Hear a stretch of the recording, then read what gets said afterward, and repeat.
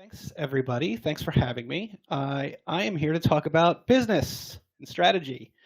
It might not be as fun as designer code, but I think it is something that we should all know at least the basics of. And in hindsight, this is something that held me back several years in my own career. So, in essence, this whole talk is the guide I wish I had when I was younger.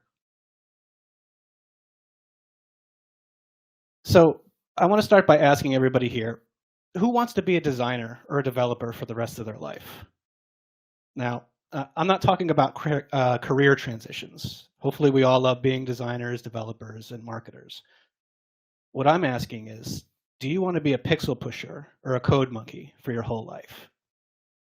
Now, there may be a couple of yeses, and probably some yes for nows, but at a certain point in my career, I wanted to grow beyond that senior designer level. And one way I learned to do that is learning how to be strategic and understanding business. So these two things, business and strategy, they're not always taught in design school, and it's not something that everybody is drawn to. Quite honestly, I kind of got into design just so I wouldn't have to deal with this stuff. I remember when I graduated high school, way back when, they asked all the seniors, like, what do you want to do when you grow up? And I remember answering something to the effect of something where I don't have to wear a tie to work. And like, I mean, that's exactly what I think of when I think of business, right? Like dressing up in a suit and tie and going out and doing business. I saw somebody reference the business meme in chat. Yes, exactly that. But I've come to learn that designers should at least know the basics to be able to communicate the value of business from the value of our work from a business point of view. No, it's not okay to let somebody else do it for us all the time. So hello, my name is Ted Goas. I am a product designer and a design manager at Dialpad. I am at Ted Goas on all of the social networks that I'm on, and I send a periodic newsletter about topics like this. And as I mentioned, I struggled for years to get past that senior designer level. So what did it look like for me? Well, if anybody's ever seen the very first Matrix film, there is a scene where Neo is progressing through his training, he gains confidence, he even one-ups his mentor Morpheus in a sparring contest at some point. Now, seeing how Neo is ready for the next level, Morpheus leaps a giant gap from rooftop to rooftop and invites Neo to follow him. Flush with confidence of his past successes, Neo convinces himself he can make the jump, and he attempts the same leap to follow his mentor. I'm sorry, there will be spoilers for those who haven't seen the movie, but for those that have, you know exactly how this ends. Neo falls flat on his face. And this is, in essence, my first experience doing strategy. So when I was first promoted past senior product designer, I was glad to be working at a higher level and work on like large company initiatives.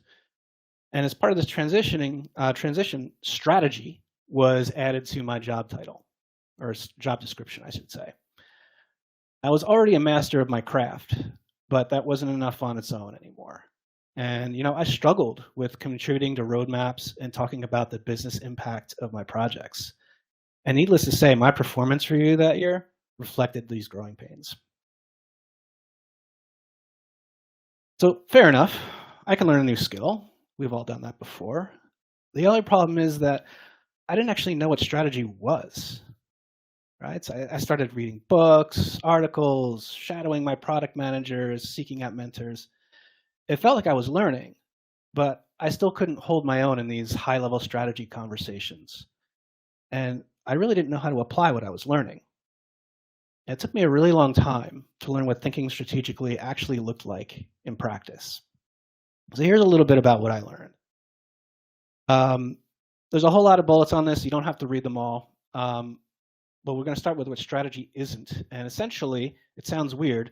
Strategy is not about becoming a better designer or a better developer or a better marketer. It's not about craft at all. Like as designers, we talk about prototypes and pixels and colors. We love this stuff. You know, our social feeds are filled with them. Articles about how to make beautiful emails and learning about how email clients render code. All good, but if we want to move beyond this senior designer or senior developer job title, we have to think beyond the pixels and beyond the people consuming our emails. And this was like really jarring for me, really unnerving for me at the time, because I couldn't fall back on what I knew, right? Like, what's the saying? Like, what got you here won't get you there. So if strategy isn't about designer code, what is it about? Another screen with lots of bullets that you don't have to read, but in general, business strategy explains how a company tries to beat the competition. So it's not only about understanding your users, but also about the business and the market as well, and using all three of these things to build the right thing at the right time. It's about being able to think of many solid and profitable ideas for products, and also being able to look at other products and being able to sense if they'll be successful. So ideally, every decision we make as a designer, developer, or marketer is aligned with some business strategy. So it's good to have a basic understanding of your company's strategy. Now, there's been a fair share of fancy buzzwords so far. And this was like the most frustrating part for me when I was trying to learn. Everything I was reading was so vague and so hand-wavy. Things that sound great in like a quote or something, but it left me wondering, what can I actually do, right? So looking back, here are the main areas that help me think more strategically. First, we should be following our industry news and know what our competitors are doing. Now, when I say industry, I'm not talking about the design or the email industry. I'm talking about your company's direct competitors. So, you know, reading their press releases, following their chatter on social, using their products, analyzing their marketing, their sales tactics, things like that. One thing I actually started doing was reading online reviews of our competitors, like G2 Crowd, stuff like that, to kind of learn what their customers love and don't love about them. Now, I won't name names here, but like I learned one of our main competitors has a reputation for making returns and refunds really frustrating, right? Like they'll take your money, no problem, but if you know something happens, doesn't go like exactly the way that you hoped, getting your money back is kind of a pain. Good to know. And there's another one of our competitors who's considered like a leader in our sector, and they can afford to charge the most. But the overriding sentiment from their customers is that they don't get their money's worth from it. Like the company I work for, Dialpad, we're smaller. We don't offer as much, but we also don't charge as much. So people feel like they get a little bit more for their dollar when they go with somebody like us. Another way to learn about the domain is to speak with your actual customers. So even if we don't have like a specific project or something to ask about. So it's always helpful to know why folks choose like your company, how you fit into their day, what they value most, what causes them the most pain. So if the opportunity arises to speak with a customer, I almost always say yes. And I keep a stable of questions sort of like this ready to go so that I'm always ready to hop on a call or something like that. Like a fun question I like asking a lot is, if you had a magic wand, what would you use it on? And this tells me what somebody values most, and it almost always leads to a really fun conversation. So the real customer problem often gets lost in translation, so we should find opportunity to speak with our customers and find out what their problems really are. Just starting to wrap up this point, we should know the problem domain well enough to contribute to our product roadmaps and our marketing roadmaps, both by pitching ideas and prioritizing projects. And there could be a good amount of overlap here. So you could overlap if you have like a product manager or a product marketing manager. There can be some overlap there. But really, understanding our product area is one of the best ways that we can position ourselves as experts here. When we're in tune with our industry and our customers, we can anticipate our customers' needs and build something that people want to pay money for. And lastly, just to wrap this up, Snap's Steph Engel has a great quote.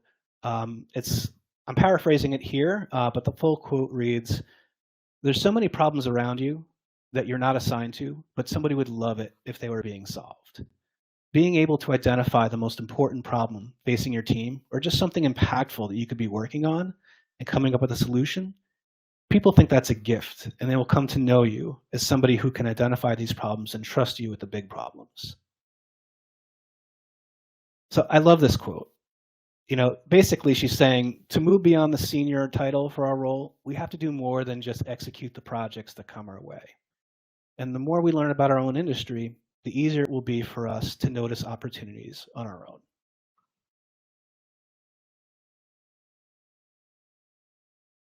Okay, second thing we can do, in addition to understanding the industry, is understanding our own company, including all the ways it makes and loses money. We should be paying attention at the company all hands, asking our teams about our business's goals, and actively drawing lines between those goals and what we're working on. And to this end, I find it helpful to make friends with folks in other departments. Like I know designers, we like working with designers, and engineers with engineers. But sales, like they're the ones that know why folks buy from us. Customer success, they know why people stay with us or don't go or don't. Marketers, I know a lot of marketers in the audience. You know how we talk about ourselves publicly, and product managers, they know a little bit about all this stuff.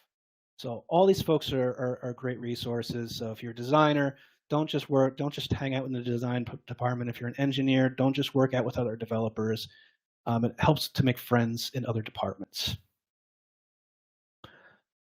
A couple of more examples. I won't go through all these, but like I mentioned, all hands. Like if you have like a CFO or a finance person that gets up there and reviews financials, or maybe somebody from sales goes up to review like won deals. Like pay attention. It's not directly related to like design or engineering or something like that, but it's important. On the note of sales, see if your sales team keeps track of like the deals that they won or lost. It's like we actually have this at Dialpad, and it's super interesting to kind of go through and see some of the opportunities that our salespeople like they were part of, and the customer ended up going with somebody else, and why. Or say the company did go with us. What was the thing that pushed them over the edge? Super interesting to see what's actually going on out there. And the last thing I'll just touch on here is channel partners. So channel partners are third-party unbiased resellers who sell like our products as well as the competition. So since they're unbiased, like they're going to get paid either way, it's helpful to hear when they recommend like your product versus when they recommend one of your competitors. So all of this takes time. It can be a slow burn for sure. Especially when moving into a new industry or vertical. When I joined Dialpad, I hadn't actually worked in the telecommunications industry before. So it took me about like 2 years before I felt comfortable that I knew what I was talking about. And I mean, even 4 years later, I'm still learning. So it can be a slow burn.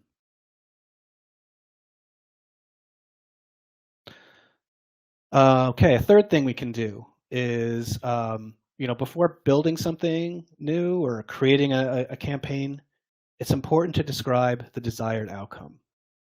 If there are multiple goals, how do they trade off against each other? How do the goals contribute to the business? This is another area where there could be a lot of overlap between you and other roles. Something we're experimenting with at Dialpad is writing like the reverse press release, right? Where we write the press release for that describes the impact we hope our thing will have when it's finally done. And it's super helpful to know this when like building the actual thing, because it helps us see the forest for the trees throughout the whole process, even when we're knee deep in the details. I know we want to sometimes leave this to others and just jump straight into Figma or a code editor or whatever, but it's important to be an active voice in defining these success metrics and what we need to do to measure them. Again, do not rely on somebody else to do this part for us.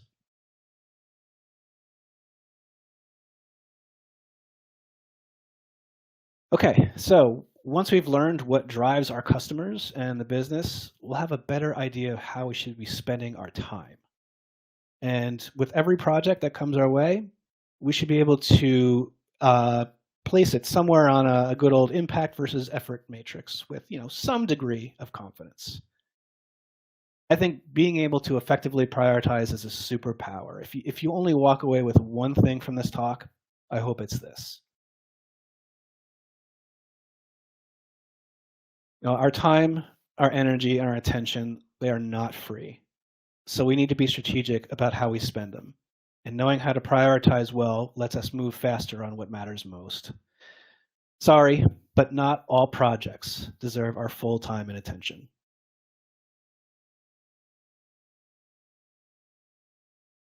Okay, a fifth thing we can do is work on our storytelling and sales skills. So apologies, designers, but our work does not, in fact, sell itself. We need to know why our designs are critical to the company's mission. And to this end, it helps to learn how to speak shark, like as in the TV show. So for those unfamiliar with the show, it typically goes like this. Sharks grill the guppies. Sharks, who are the VCs, they grill the guppies, who are the entrepreneurs.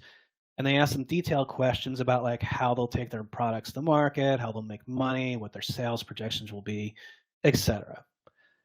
And generally, the more knowledgeable an entrepreneur is and business smart they are, the better they'll do under questioning. So like the show's antics are entertaining, but what the show really demonstrates is how business acumen and product savviness can help sell an idea. So, speaking about like colors and code and stuff like that, that might be okay during design critiques, but we might need to change our language a little bit when speaking with more senior folks looking to prioritize projects. It's helpful to be familiar with these people who have the most influence. And quite honestly, they usually have a different vocabulary than us. So the more we learn about this language and know what they respond to, the more successful we'll be in selling our own work.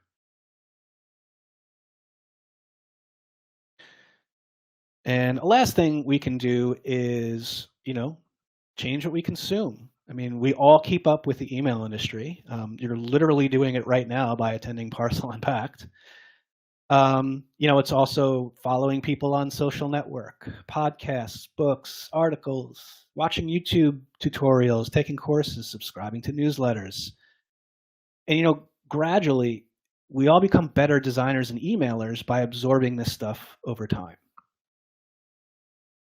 The same thing works for things like business and strategy. We just need to add a couple of things to our diet. So this is a small collection of resources that helped me. At the end of this talk, I'll include a reference to an article that links out to some of this stuff. So you don't need to worry about like grabbing a screenshot or writing some of this stuff down. And like I said, this is just a small collection that's helped me personally.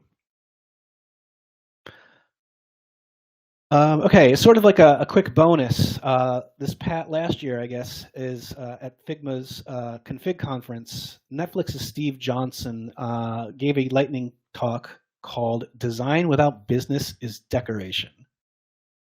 I love this talk title so much. I won't recap his whole talk, but there are a few tidbits of his advice that I'd like to cover. First, we should be designing for business opportunities, not engineering constraints. So just remember, like, our job is to create value, not to make our coworkers' lives easy. So, sorry. Understanding our business's financial reports. Again, I talked about this a couple slides ago. Just understanding what our business values most helps us prioritize our own projects. Knowing who's on our board, this was something I had never heard before. If anybody here works for a public company or has VCs and has a board, these are the people that have the most influence over your CEO. So it's helpful to know what they value as well. Yeah, and just real quick, the last two, knowing your competitors' goals. Covered this before, just knowing what they're doing so that you know whether you can ignore them or bypass them. And just making sure, the last thing, just making sure everything you're working on has meaningful business impact. So everything I've talked about so far is just theory. Let's take a look at what some of this looks like in practice. Microsoft Teams. You might think this is an example of bad strategy, but no, it is good strategy because they are totally killing Slack.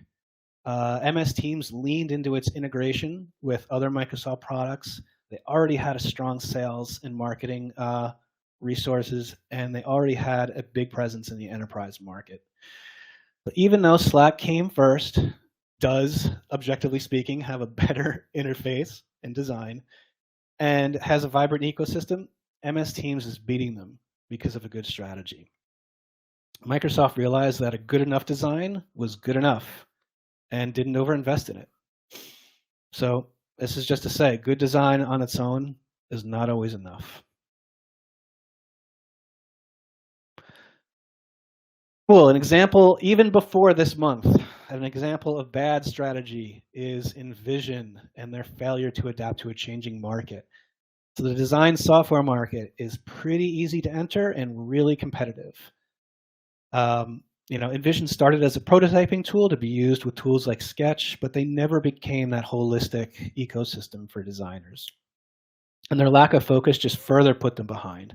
Like if anybody remembers, they had like a craft plugin for Sketch. Like I'm not really sure what was going on with that, but Envision didn't realize what their competition was doing until it was too late. And then, they did create Envision Studio, but they just couldn't execute fast enough to prevent their own downfall. And if you didn't hear, a couple weeks ago, Envision officially discontinued their service. So the whole company essentially went under because they didn't work on the right things fast enough. And lastly, another example of good strategy, just keeping with the design software theme, Figma. So in 2016, if anybody remembers way back then, Adobe and Sketch, they kind of ruled the land. And Adobe had a good reputation, but their products were not made for UI design. And they were even a little clunky and expensive back then. Sketch was a promising upstart that worked with more modern tools, but it required a Mac, which quite frankly, not everybody wants or can afford. And both Adobe and Sketch relied on saving local files, which limited how folks could collaborate. So Figma saw all this going on in this market and was able to look at adjacent markets like what Google was doing with multiplayer design in like Google Docs. And what they did is they bet on a platform agnostic multiplayer design tool. So after catching up with Adobe and Sketch in UI design, Figma kept executing and kept going into the world of prototyping, QA, dev handoff. So where companies like Envision and arguably even Sketch failed, Figma succeeded in becoming that total design ecosystem. And they knew, folks knew that because they had all these features, they could cancel other tools like Zeppelin and Envision, and they were willing to pay a little bit more for Figma because they got so much. So like I said, Figma understood all this. They understood their competition and their shortcomings, as well as their customers and what they'd be willing to pay for. And they used all this to build the foundation for Figma as we know it today.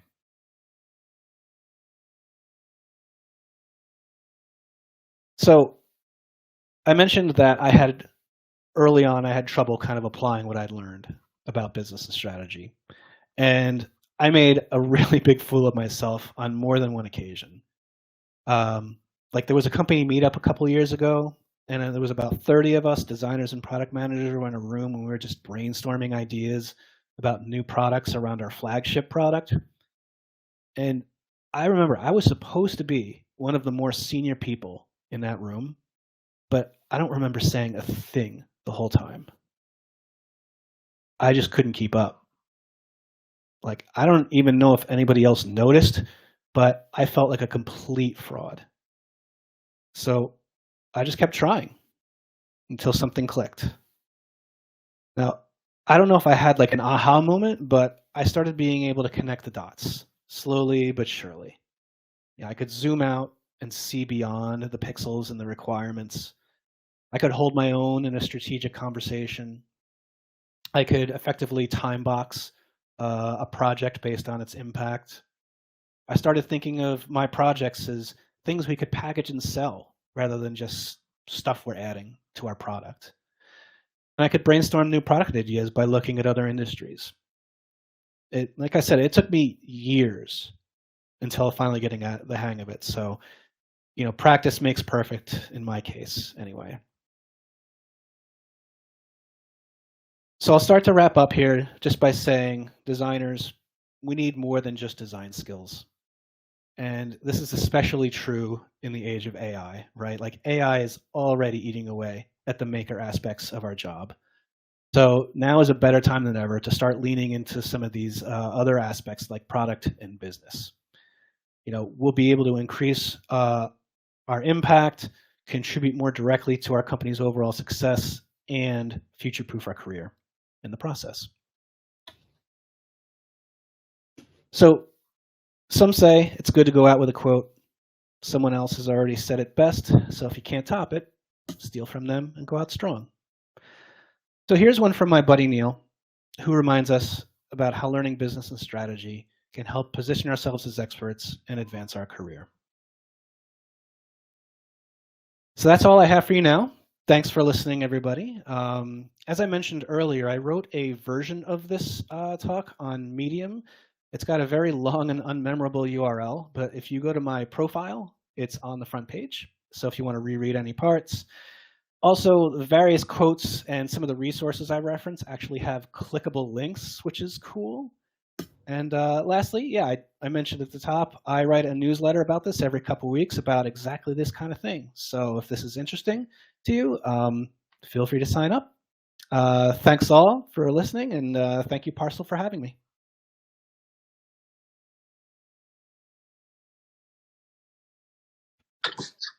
Thank you for being with us for another year. That was fantastic. We have one question from the audience. I'm going to bring you onto the main stage and position this here.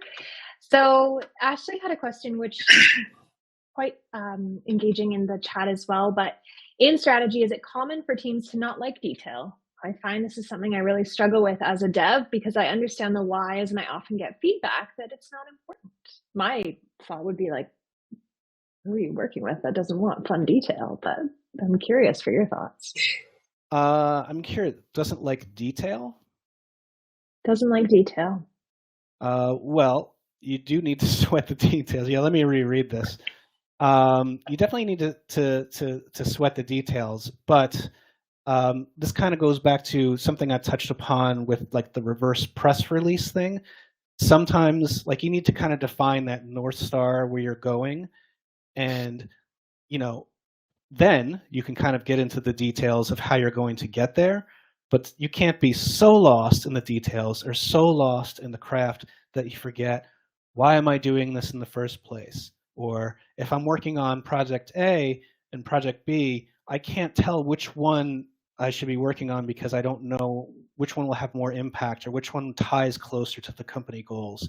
So it's good to kind of zoom in and out between details and high level, but you need that high level before you can get into the details. I love that.